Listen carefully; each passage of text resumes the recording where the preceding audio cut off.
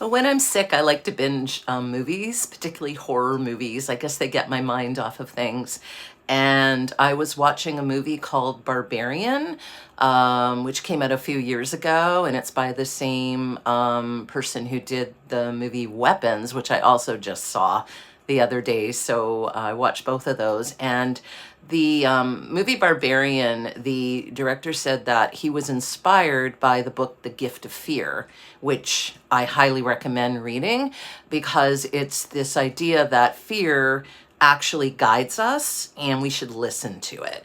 So I wanted to talk about that because particularly when you've had trauma or you've been abused in relational types of abuse, you're groomed and taught to not listen to yourself, to not meet your own needs, not to ignore your own instincts.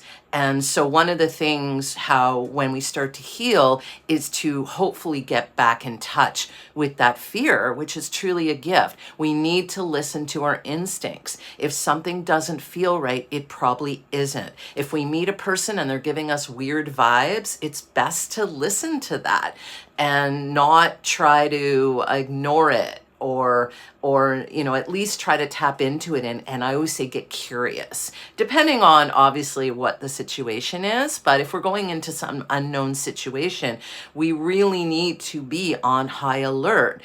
And there is a hypervigilance that can happen, which is a good kind of hypervigilance, not that fear-based hypervigilance that happens anytime that we feel dysregulated, but one where we should have it.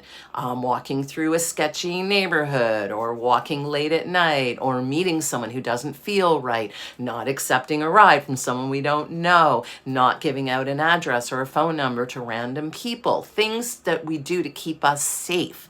And it's so important, not just physically, but also to honor that to keep ourselves emotionally safe.